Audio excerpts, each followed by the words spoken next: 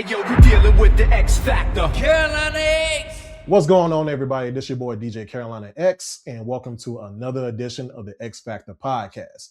Today, we are bringing that undeniable Carolina energy to the studio. Our guest is a trailblazer who transformed regional soul into a worldwide phenomenon.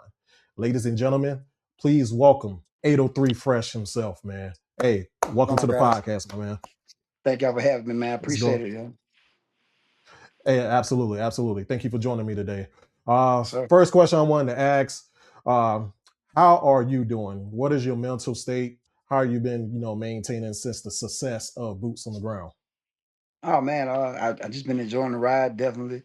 Um, just expanding my creativity. I've been staying adamant in the studio. Been trying to come up, with new stuff and a lot more versatile stuff, man. So it's definitely been a real cool ride here this past year. It's changed.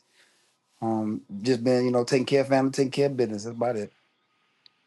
Hey, you always got to take care of business. Family comes first too, man. So I definitely want Yes, to sir. give you a salute to that. I told you this off stream, but I want to tell you this in person as well, in front of our viewers. Definitely are proud of you putting on for South Carolina, putting on for the Carolinas, tremendously. The success of all your music success for being the natural human being that you are. Thank Definitely you. want to give you your flowers for that, man. Definitely want to give you your flowers for that. Definitely appreciate that, man. Thank you. Absolutely, absolutely. So for the viewers that are not familiar with you, I know there's thousands of interviews that's on YouTube right now.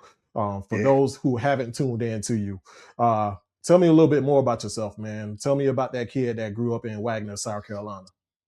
Yeah, my name my name is Douglas Furtick. I go by the name of 803Fresh. It's my stage name. Started off in the church. I started off singing. Well, I had the best of both worlds in my house. I had blues on one side. I had uh, gospel on one side. So I come from a background of both worlds.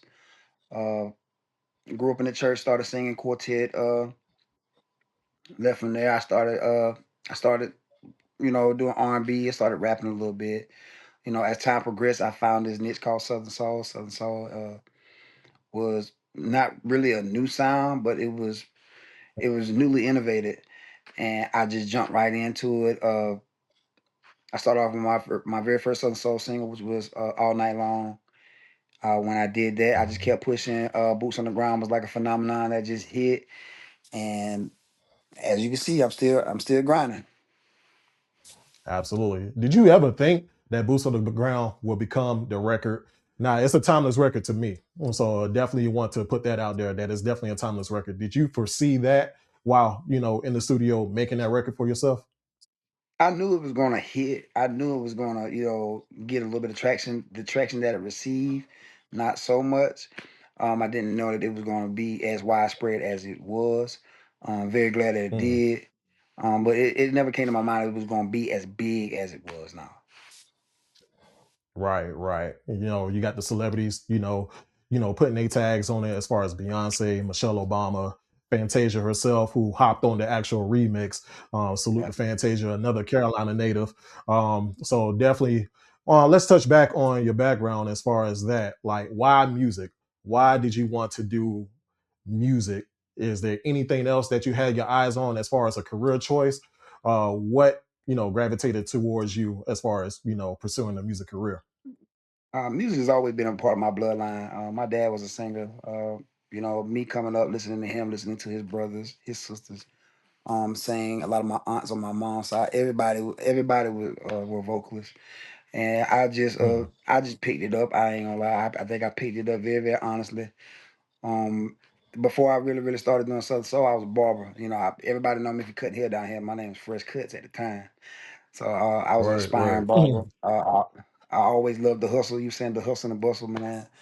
But music has always been a part of my livelihood, always been a part of my bloodline, and I would see it robbery if I didn't, pursue it or at least attempt to pursue it. All of my brothers, they were singers as well. I was just, the only one that, took it real serious. And I pushed on with it, and somehow I found, a slim line of success. And so I just really want to stay into it and just be as persistent as possible to try to keep it going. Absolutely, absolutely. I wouldn't say it's small amount of success, man. Like when I travel. So I sent Cash a video of me DJing in Japan. And I was like, let me just try boots on the ground. And they knew the steps word for word. They knew all the steps without any mess ups or anything of that nature. So that's a testament to you, how far you got the record and how far you are as an artist, man. So I definitely want to put that out there too.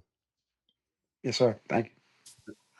Absolutely, absolutely. How did you link up with Snake Eyes, Snake Eyes connection, Snake Eyes Entertainment or music group?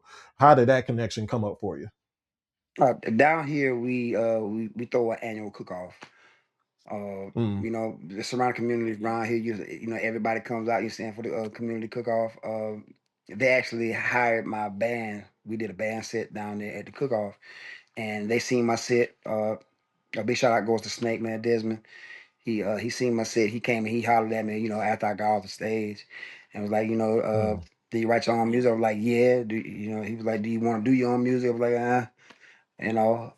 I was going through a little bit of something at the time. Music really was my focal point. But right. I always had a vision, stepping out there and actually doing something, And for me, it was, it's now or never. Hey, it's about time for you to do it, take it serious, and maybe you can go somewhere with it. So we just matched visions, we mirrored visions, and I am the product that you see today.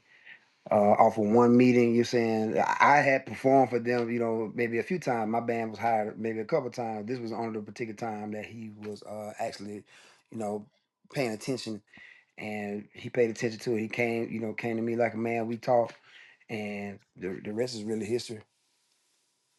Absolutely, absolutely. Now you mentioned that you was a part of a band. I know that you're a vocalist, man. Are you an instrumentalist as well? Is there any instruments that gravitate to you towards you that we don't Uh, know about? I play the keys. I play the drums. Probably not Mm, as good as I used to, but I did deal with dabbling in both of uh-huh. them. I slid back from it, and I just started, just started singing. Gotcha, gotcha. For sure, for sure. All right, yeah. So based off the success of Boots on the Ground, like I stated before, you have Fantasia on the remix. With all the new music that you have coming up, do you have any other legendary, artists that you have in the side pocket right now, or is there any artists that you're willing to work with in the future? Oh yeah, man. I'm willing to work with anybody. I see my Mm, music, especially the stuff that is unreleased. I see a lot of my music being very versatile, very across the board. You got different different kind of cadences, different kind of schemes, different kind of beats. mm, So I see my music as being very versatile. I'm willing to work with everybody. Who I do have is definitely going to be a mm, surprise. Can't really, you're mm. saying disclose it right now because I want to keep it as exclusive as Of course, possible, man. I got some of course. phenomenal masterminds that I'm working with, man. I'm very, very proud to be able to work with these people of this caliber. I think it's going to be definitely a treat. Absolutely. Can't wait to hear it. Can't wait to hear what you Oh got in yeah. store. With your past music that we put out, In and Out of Love, At the Spot, and your recent single that you just put out, Marry Me. You're very versatile when it comes down to that. So just tell me what was the thought process of coming up with the track Marry Me? Marry Me is more of a it's more of a personal track. It's definitely Mm, advocating songs for those fellas, or even those ladies who who really don't have the words to express how they really really feel about their right. partner, but they have marriage in mind, and they really don't have Mm, the verbiage to really really relay it to their partner. This was kind of like a segue for them, to try to be able to smooth it over to their partner and let them know, what, I love you, saying these are the things that I think about you, and I mm. just want to make it full time. Hey, that's real dope. That's real dope. I can see it on, that same level as like This Is Why I Love You and any Brian McKnight song or any Casey and JoJo song. Like that song definitely has the aura to be having the bride walking down the aisle or just propose to somebody, man. That you definitely Yeah. got to put that out there. Definitely got to put that love out there. So definitely want to salute to you on that as well. With Marry Me out, do you have any plans for any other party singles that you have? Or I was just looking on your Apple Music, man, and I see a lot of singles. Are there any plans for an actual album or an EP in the future? Working on, matter of fact, we just finished the project. got a little wait time or whatever, man. But the project is Mm. already here. It is already finished. We trying to smooth out some of the rough parts of it, but the album's already here and it will be released very, very soon. Can't wait to hear. Can't wait to hear. Yeah, man. Tell me about a time where it was a surprise to you, like a specific city that you performed in. Like, I know you from South Carolina. Is there any Mhm. place that surprised you that you decided that, hey, I can't believe that I'm here? Like LA, BET Awards, things of that nature. Well, BT was definitely one of them. Mm, This style of music, this genre of music is definitely not widespread. It's definitely not mainstream. It kind of circumvents down here in the southern states. From mm, North Carolina, South Carolina's, Alabama's, Georgia's, Mississippi's. So for it to venture off that far to the west was definitely amazing. For it to go as far north as New York and mm, Wisconsin, those were very mm. surprising places. I didn't know that people really were gravitating towards this genre of music until I actually went there Right. and I seen everybody vibing, everybody stepping, everybody, they grooving to some old Southern sounds. So that definitely intrigued me as well. Like I come on down a little Mm, bit to the DC and the Virginia area, and they moving and grooving to it too. So mm. the further out west you go, the further up north you go, and you see them gravitating towards something that is so southern. It's definitely surprising. Gotcha, gotcha. Yeah, with the success of Boots on the Ground, the video is out there, over 24 million views at the current moment. How important it is to include HBCU into all your success and to any project that you have coming up. How important it is for HBCU to give that back to them, man. It was so vital. It was so definitely important, man, because it's part of the culture. Right. With the HBCUs and even with the Southern Soul music, you're saying deep rooted in Black culture. I definitely want to highlight them because first and foremost, they have been very, very supportive in the movement well before, a boot ever hit the floor, before a fan ever hit the air. They were very, very supportive of Mm, 803 Fresh and the movement. mm, And I support those guys. Those very, very intelligent people come, throughout those HBCUs, man. And just the rich culture that was in there. I wanted to incorporate that into the video, and for not only my video to get that type of notoriety, but the HBCUs as well. absolutely. Shout out to South Carolina State as well. They Big definitely shout did out to that South thing in Carolina that State. video, man. Oh Big yeah. shout out to South Carolina State, man. Definitely, definitely. And you got your own day. Did you ever think that you will have your own day as far as the song is concerned, man? Like, this is amazing that you got your own day. What was going through your mind when that was first announced to you? Uh, kind of nostalgic. It was kind of like that, oh my God, it's me type of feeling, man. Those are some of the Mm, feelings, man. You don't. I think you only get once in a lifetime. Especially right. like being where I'm from, those things are really, really not even a part of the thought process. You see other people on TV, getting their keys to the city, or they getting their like specific day, or getting a star on the walk, and those things really, really never cross your mind, and until you're actually Mm, there. So, like I said, last year was definitely one of those nostalgic years for me to be able to like just experience all of those things, getting the day, getting keys to the city, mm. getting proclamations and things of that sort. It was just an amazing year. I'll I'll cherish that for a long time. Absolutely, absolutely. Definitely want to salute you for your own day as well. Key to the city and all this success, man. Last question for inspiring artists who wants to follow in your footsteps. There are important factors as far as putting out music today. Back in the day, before social media started, there was always groundwork. There was always boots on Yes, the ground, so to say. yes. Nowadays, you got social media. So, with your success, what is the Mm. most important factor? Social media, groundwork, or a little bit of both? What can an artist could expect today to get to where you are right now? Yeah, collectively, they make a difference. Uh, Using your social media Mm, platform, using the groundwork to actually get that physical love as well. You're saying all both of those things are they tie hand in hand. You definitely gotta be persistent in it. You gotta put the footwork in. People gotta actually see you and get that and establish that relationship with you. You use that social media, be adamant and and persistent in using the social media. Those things, those outlets touch, corners of the country, corners of the cities, even that you probably won't even be able to visit or never have visited. And so that's why I say that they're very vital in order for your success. Establishing a relationship with the DJs, making sure that you tapping in with the DJs, uh, being very persistent in that.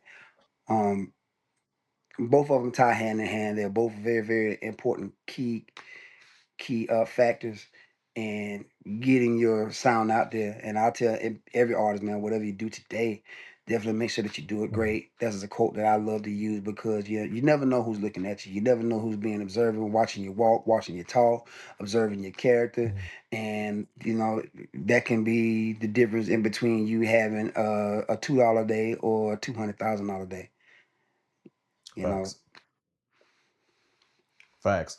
Definitely wise words. Definitely wise words. I have a lot of artists that come up to me as far as, looking for advice of how to move in the music industry, how to move locally, and then turning that into like a national workload. So that's definitely something that we'll be able to touch on based off of what you just stated just now. Bonus question. What is Yep. 803 Fresh listening to in his playlist? What artists are you listening to? It could be a local artist, it could be, mainstream, anything. Um, I'm not gonna lie. Right now, I am kind of glued to Southern Soul. Um, Mm, Me personally, I don't. I hear all of the mainstream artists. The right. mainstream Southern Soul artists. You're saying your Pokey Bears, King George, West Turner Armani's, Mike Clark Jr.'s. I hear all of them all the time. I really, really be listening to the newer coming artists, the newer ones. They coming in with their own style. They coming in with their own gist of things. So I really, really like to listen to the up and coming artists, to try to, find distinctive voices because, each one teach one. If I can find somebody that I could, sow a seed into, you saying appreciate their music and, do some of the things that, some of the A-list artists did for me on my come up, I want to be able to, do those things too. So I love listening to the up and coming Southern Soul artists. Um, I love Afrobeat. You say I listen to a lot of that. And my gospel, I Mm, still tune into my gospel too because if you listen to Southern Soul, there's definitely a mixture of that. Uh, mm. in between blues, country, gospel, soul, R&B is just a melting pot of those things. So there's nothing that I don't see myself out of reach of listening to, but I'm very, very glued into Southern Soul right now and the up and coming artists. Gotcha. Just like you stated before, man, each one teach one. We have to pull each other up in order for us to maintain and make it. And, shout out to all the South Carolina pioneers, including yourself, Trap Dicky, Asia Wilson, all of the South Right. Carolina pioneers that's putting on for the Carolinas right now. Let everybody know where they can follow you at on social media. What's going on, everybody? My name is 803Fresh, the kid, live in the building. You can find me on everything. On Instagram, it's 803Fresh SC. On Facebook, it's 803Fresh. TikTok, 803Fresh. You can holler just about anybody. You're saying the local store man, the bootleg man, the flea market. You can find my music just about anywhere. God bless each and every one of y'all. Thank y'all for the support. Whatever you do today, make sure that you do it great. And God bless to you, man. Thank you for being a Southern Soul pioneer and putting on for the Carolinas, man.